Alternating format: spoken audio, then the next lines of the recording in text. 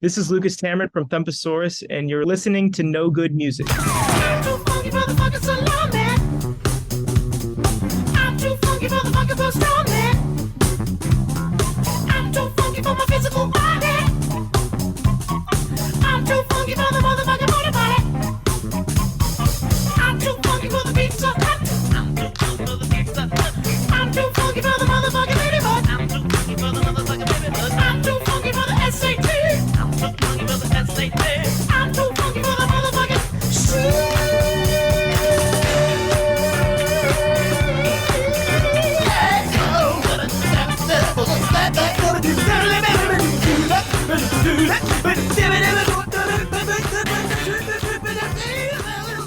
For our listeners, today I got a special guest. We got Lucas Tamaren from Thumpasaurus. He's the singer, songwriter, guitarist. And welcome to No Good Music. I'm Jim. Hey. Hey. Hello, Jim. Nice to see you. We're not live, so That's good. So are you in LA? Is that where you are? Yeah, I am. I was abroad. I was in the UK for 5.5 weeks. R.I.P. the Oh, Queen, wow. who just passed today. Yeah, just missed it. I was in London a couple days ago. Were you playing? But now I'm back. Yeah, I was actually I was doing comedy out there. Really? I was co-directing. Yeah, I was directing a show at the Edinburgh Fringe Festival, and I was making up a solo show at the same time. And okay. it was pretty wild. I went in with no show, and I had 10 shows in a row where I had to make a show, and I've never actually done comedy before. And by the 10th show, I had a show, and it was rough, but I'm stoked to be able to have a show now. It's like an hour of comedy. That was stand-up comedy? Or? No, actually, I don't think I told a single joke. I tell a single joke in the hour. It's like kind of clown-ish, not like Red-Nosed Bozo the Clown, like characters and music. I've got a loop station, and it's sort of hard to explain, but it turned into this like Coen Brothers-esque Western goth clown show with music, and I like it. It's fun to do. I just I've been friends with all these. It's this festival called the Edinburgh Fringe. And I've been friends with all these fringe performers for 10 years, and I've just sort of absorbed a lot of their stuff. And you can probably hear it in our music. And I was going to say that your music uses a lot of comedic things. Yeah. When did you form Thumpasaurus? Was it around 2018, or was it before the first album came out? Yeah, before the album even. I think like late 2016. We were all at USC. Everyone but myself was in the jazz department, and I was in the film school at the time. But I was just hanging out with all the music kids, and then we sort of developed Thumpasaurus around a concept of specific visual language and like jazz and funk music. And our first show was this backyard show with a projector screen, and I made a PowerPoint to all the beats of the show, and I had this USB foot switch that I'd be stomping on. Thing would get unplugged, but that was the origins of Thump. Is really it was like a PowerPoint to our music and our our simple lyrics and our sense of humor.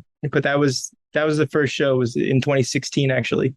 Were these friends of yours that were in college with you that are in the band? Yeah. Okay. Yeah, everyone's from USC, University of Southern California. And that's where we started. We started, I mean, before that, we were just doing house parties and sort of evolving our sound. Just, I think it actually started as a folk band with a little bit different lineup. But the house parties, it wasn't cutting it to play folk music. So we got louder and let our freaks fly a little more and started getting a little more outrageous, having more and more fun. And then ultimately, it was just too much fun to be in the band that we were becoming. So we sort of ditched the folk thing. Although I think all of us love that genre of music. It was just too much fun to be having that much fun, basically. Yeah, your music is far removed from folk for Thumpasaurus. Yeah. But much respect to folk. Your drummer is Henry Was. Is that correct? Yeah. Yeah. Okay. His father is Don Was from Was Not Was. He's also your producer, right? correct? Yeah. Okay. Well, at least our first producer. It's kind of more of a collaborative thing now, but he's been the the driving producer since day one, and Mhm. met him because he was going to produce my folk duo Okay. with another guy, and he came on and was like, "I'm also a drummer. We needed to play louder and louder." Long Yeah. story short, he joined the Mhm. band and was proto Thumpasaurus. How did you come up with the name? Were there other names you were thinking, like coming up with? Well, I was I have thinking a Funkasaurus might have been a good one. probably it was sort of a path of least resistance situation. I'm from St. Louis, and my friend George was telling me the story on the phone as I was starting this band about him being a valet parker, and he had this man who was a homeless man who set up right next to his stand as a valet, and they became friends and would always tell him about this instrument that he created, and he called it his Thumpasaurus, and it was like a Oh. shoestring Hmm. sort of deal. And as my friend was telling me this story, I was like, "Oh yeah, that should probably be the name of the band I'm starting." Uh-huh. And then I later found it had the Parliament reference. I was stoked about because I do love Parliament, Yeah. and I just didn't know at the time, but Yeah. not upset about that. Like Funkadelic, right? Funkadelic. Yeah, Yeah. yeah, So your last album came out in Mhm. 2021. yeah. And I'm going to go down the songs real quick. You got, Sure. I love this album. I've listened to a little Thank bit you. of the first one. That was 2018, I think. Yeah, So I hear a lot of different like musical inspirations in each song. I Yeah. love that, when you have like a pop band, pop album, most of their music sounds the same, similar. But each of your songs is its own. Like Emotional Pain, of course I hear Primus in a lot of your stuff. Mhm. You Don't Know What You're Talking About. I hear Devo. And Mhm. just today I was listening to it and I'm like, I hear Styx, Mr. Roboto, like in the chorus, Yeah. sort of. Uh-huh. Now I'm Pissed. That's like kind of like punky ska, if there's such a Uh-huh. thing. Struttin' we're going to talk about, of course, Yeah. after this. High School's interesting because Yeah. I know you guys were a frat band, right? Yes. Like, sort of. Well, sort the proto version, which is exactly yeah. Actually, I would say yeah, as we played a lot of frat parties. Okay. That was like one of our main source of gigs was bouncing from frat party to frat party. So in a way, you could say that. Yeah. Yeah. But High School it doesn't sound like it was in the studio. It sounds like you're just having a good time and a bunch of friends together. Yeah. Yeah, pretty much that. It Doesn't Matter. I hear Rick Astley and Cool in the Gang. I don't know, something like that. It's cool. That's cool. What Do I Do?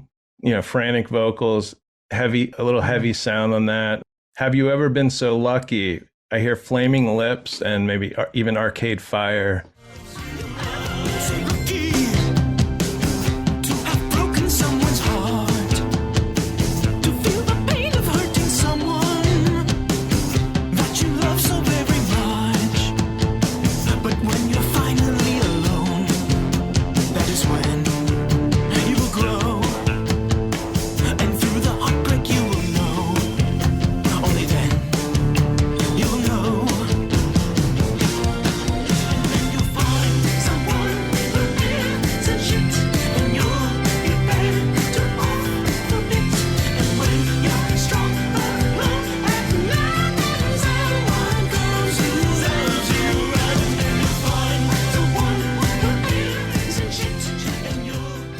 Now, the oddest song I think on this is Reaching, which I think if someone was listening, if this was the first song and that's the first song they heard, they wouldn't really get a good idea of what you guys sound like.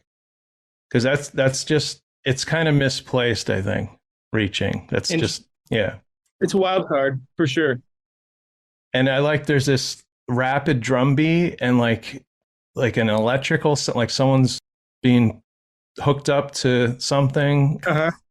And then you have Arf Dog, that's a short instrumental. Space Barn, that's a wild, funky song. And then End of Night is totally different too. Mhm. Almost like I don't know how to describe it, like almost a Broadway tune or something. Totally. Yeah. I discovered you guys probably earlier this year, especially with Struttin. Mhm. So we're going to talk about Struttin. And I want to preface this by Lucas. In 1996, we had the Macarena, right? Macarena. 2012, we had Gangnam Style.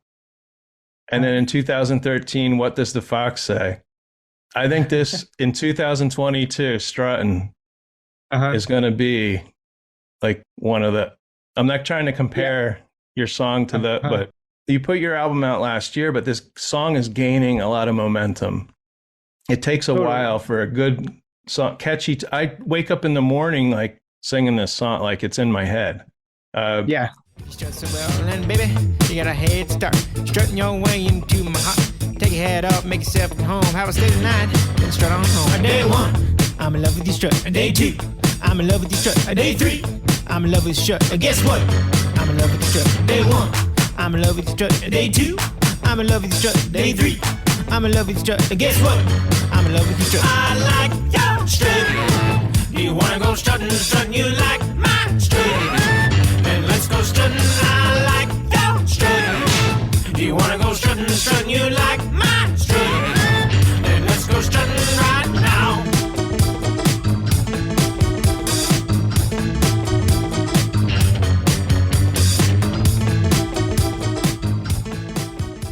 Tell me a little bit about the song, like how you came up. Did you write the song? Is it a collaboration between everybody, or did you come up with the idea?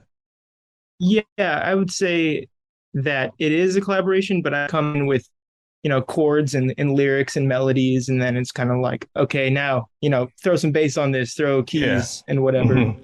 Yeah. So Struttin' in particular, I guess I wrote it in like it was some pandemic time, either 2020 or 2021. And I was bored and freaking out a bit. And I would little clips onto my Instagram of just like songs I was producing and writing. And then my good friend messaged me, said, "Hey, that sounds like a chicken strut, just like the instrumental." And so that just like, immediately I was like, it sure doesn't it? And it was one of those, I think all the best songs write just happened very fast. And my writing style is I'll just write as much as I can while it's just hot, and then go over, pick my favorite verses or whatever. And I think, I mean, maybe we'll talk about this later, but just the idea of, I come from film. And so like maybe the reason our songs all sound like they're, a different whatever genre, but they all sound, it's just because like I'm so into the idea of world building, sonically, visually, lyrically. So it's just like whatever that particular idea calls for. It's a fun way to think about writing music, and you don't have to think about genre or sound even. It's just like, oh, what's the logic of this experience in this world?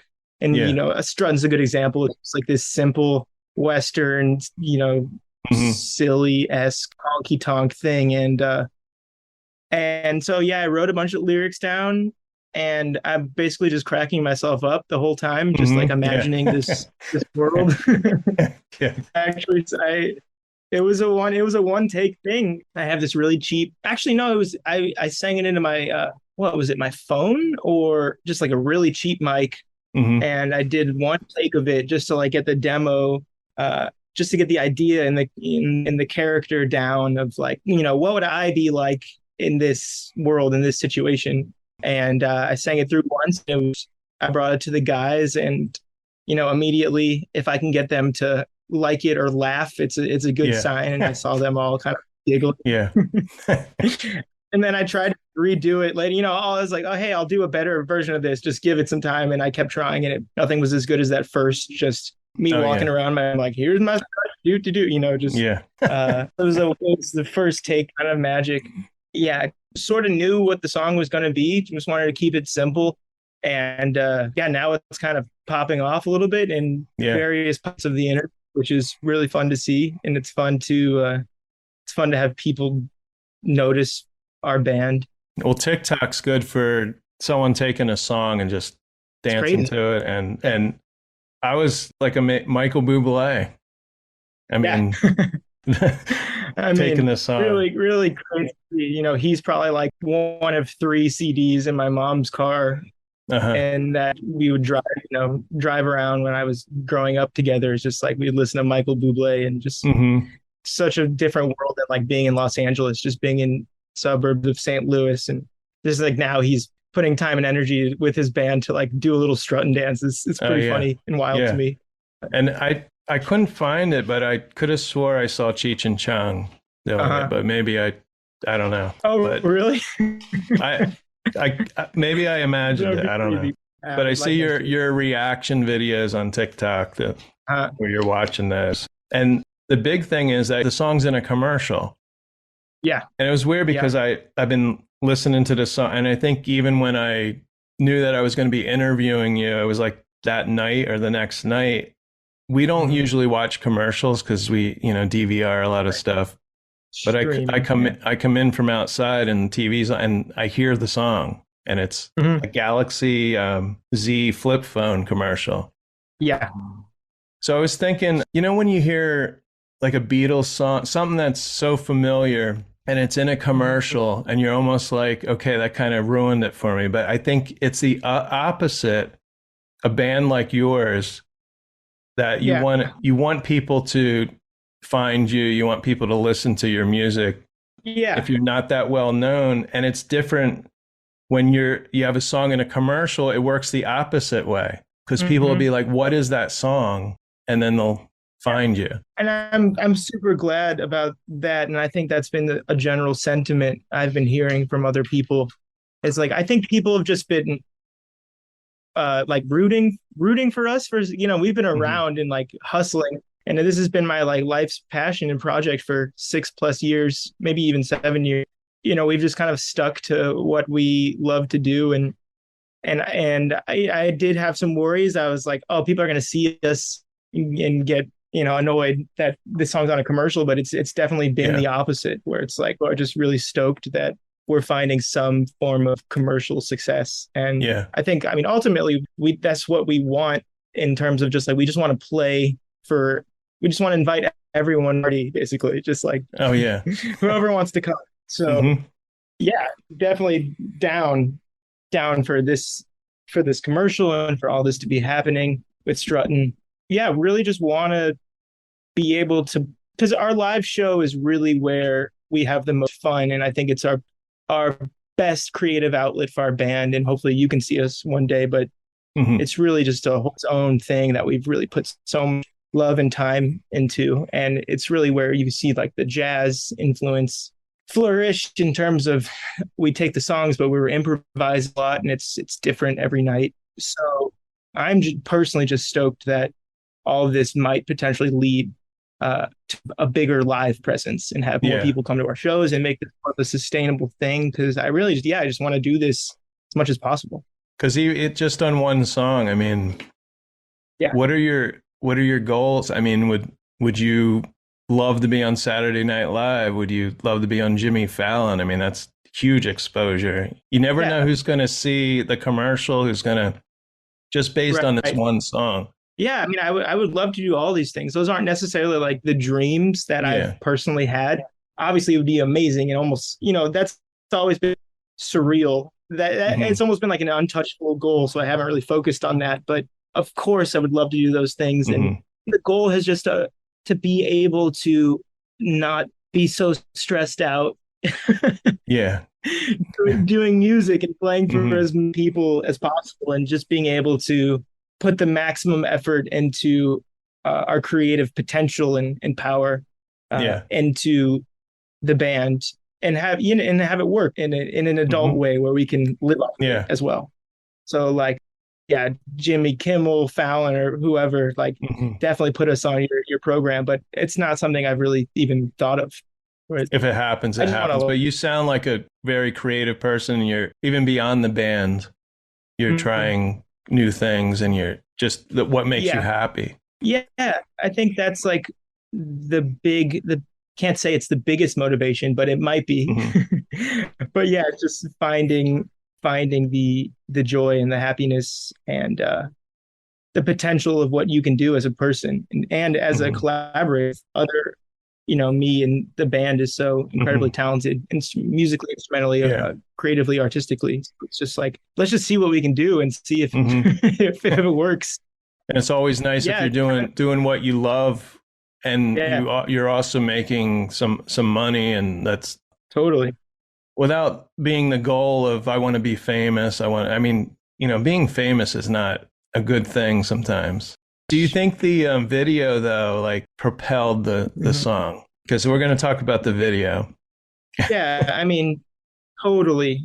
I think it just adds, like I was saying, to the world of all of our content and our music and in our visuals. It's like when I was dreaming up that video with my friend Zach and Jocelyn, who ended up being the director on it, and she's directed another video of ours. It's just like, yeah, I would love none more than our fans to see our videos, because I feel like it's even more of a complete representation of like what we're putting out there. Yeah, so like I love music, but like I also love visual media.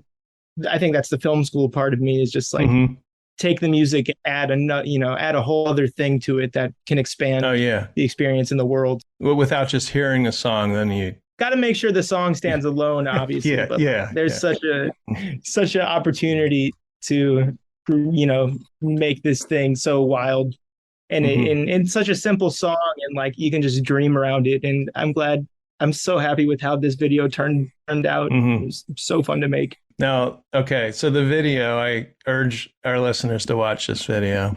Yeah, me too. Now, you're wearing chaps. Did you have those?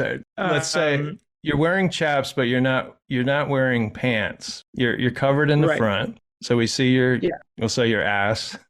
Yeah, I guess we would say those are assless chaps, but I guess all chaps are assless. Yeah. But ass is showing.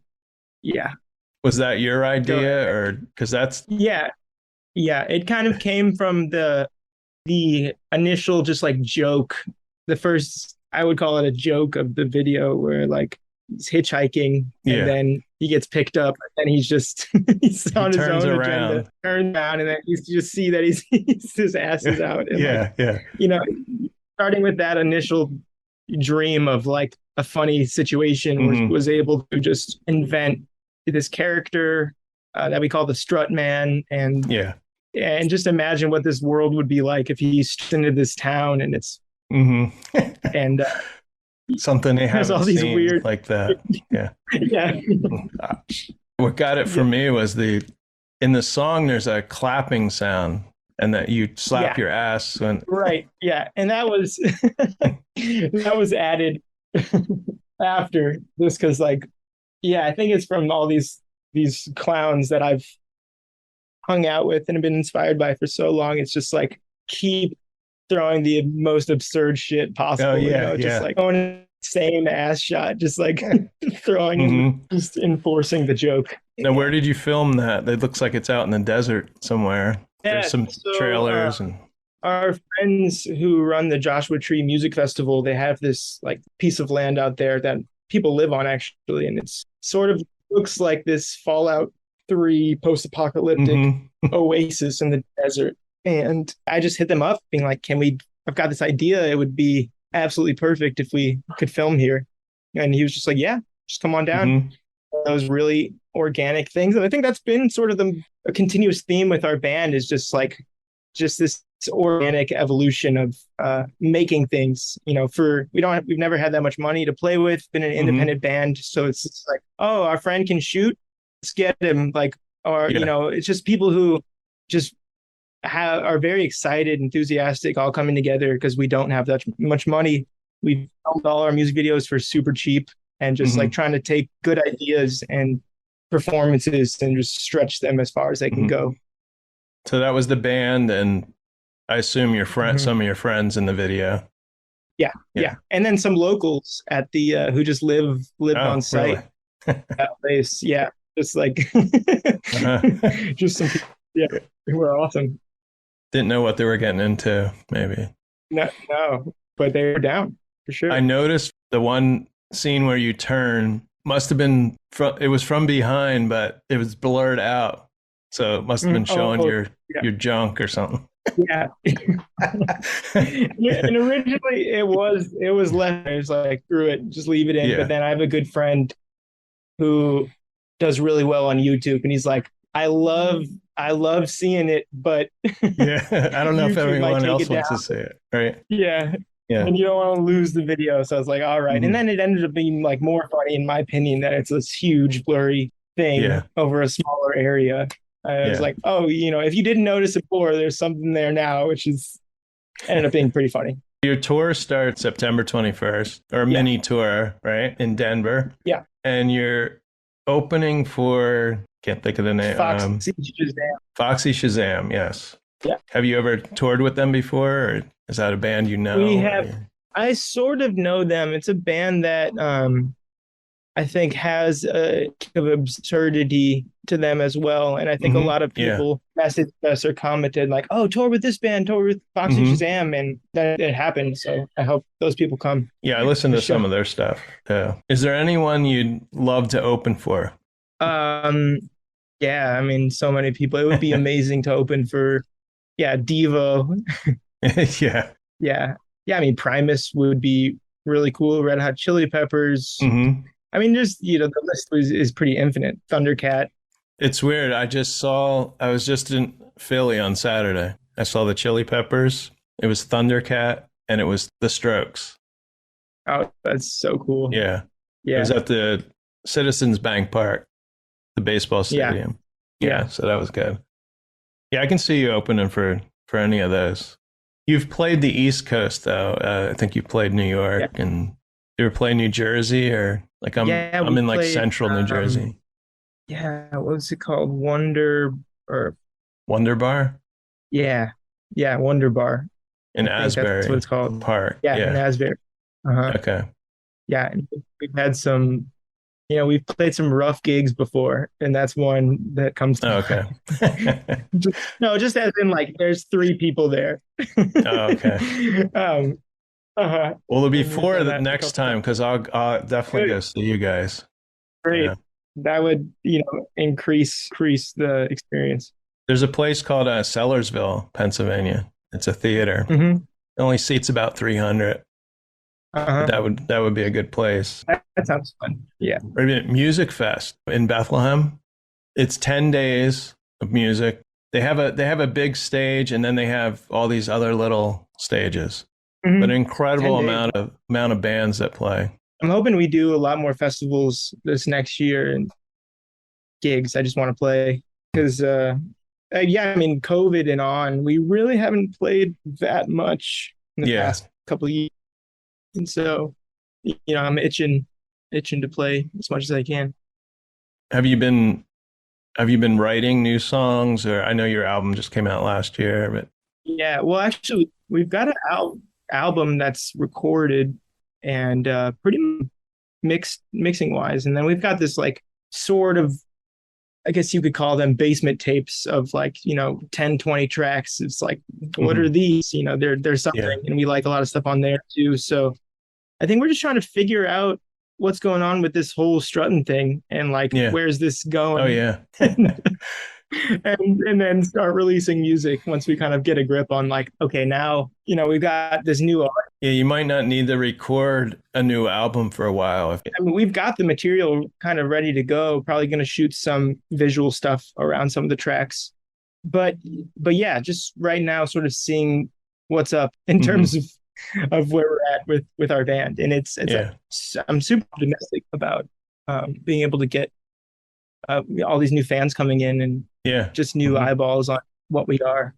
And the TikTok thing has been really interesting as well, because as someone who's been battling social media for 7 years of like how to navigate use with our band, I decided that I'd give myself a year on TikTok. I was like, whatever, I'll just try TikTok. Yeah, I felt like I caved, but then when it started working, it's like, I should have always been doing this, obviously. But I think our sort of immediacy as a band, and along with our visual style and our musical style, obviously works really well on TikTok just to get people's attention. So it's been awesome seeing that grow and reach so many new people. And it's something I'll definitely continue to be doing. Yeah, I've been on there about a year. I hesitated going because I thought it was just, people twerking and dancing, but it's a lot more than that. And there is a lot of weird stuff on there. Totally. People go live and just staring at the camera and, I don't know. But I post a podcast and I actually get a lot of views on there. I wish all of them became listens, but I don't know how it works. Getting people to take that other step is hard. I know. Just like going way more than you might think you need and then seeing what sticks. It's a very like whatever you call it, throwing paint at the wall sort of thing. And that's been us. It's just like what clips will do well today. We have about 5 minutes left. Anything else you'd like to say, talk about, or? No, just that I think it's really exciting for us that people are starting to discover us. Really rewarding and validating and encouraging and inspiring to just like make more and make better stuff. And that like just our insistence on sticking to just what we want to do for so long, I think it's inspiring that that's paying off a little bit. And just like that, hopefully that won't ever change.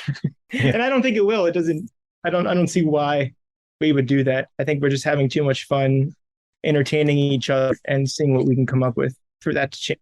It's really just like finding the fun is what keeps us the most excited about the band and pursuing the band as like a legitimate thing. Yeah, I think a band that has the same type of music, I think that's what breaks up a band that gets monotonous. It becomes a job. But you guys seem really creative and can't wait to figure out the next song, or your live shows look great. Like it looks like a fun party. I'd love to see you guys live. You got to just let me know. When we're around. Yeah. Like I said, I love your music, and just to be able to talk to you is just great for me. Well, so maybe I'll see you at an upcoming show. Yeah, definitely. Just message us after the show if you guys hang around or anything, but I'll definitely try and come up and say hi to you if you're in the area. Usually if we're anywhere close to you, just message us and we'll try to get you a ticket and stuff. Unless you become too famous, then, but remember me. If you're always charging for the meet and greets, like Kiss does. Okay. That makes me feel super weird, but we'll see. Okay. Yeah. Thanks. Yeah. Cool. Thanks a lot. All right. Later. But you know the truth. Congratulations. And no one asked for your opinion. So take mine. I'll always give one. Hi. Hello. Hi. Hello. Hi. You don't know what you're talking about. You're talking about. I don't know what I'm talking about too. We don't know what we're talking about. We're talking about. I don't know why I'm talking to you. You don't know what you're talking about. You're talking about. I don't know what I'm talking about too. We don't know what we're talking about. We're talking about. I don't know why I'm talking to you. You've been listening to No Good Music. Today's interview was produced and edited by Jim Thatcher and recorded via Zoom at the Did You Say 7 Studios in Washington, New Jersey. You can find No Good Music on Apple Podcasts, Podbean, Spotify, Pandora, and almost anywhere you listen to podcasts. This song's I'm Too Funky. Have you ever been so lucky? Struttin', and you don't know what you're talking about. Used with permission from Lucas Tamaren.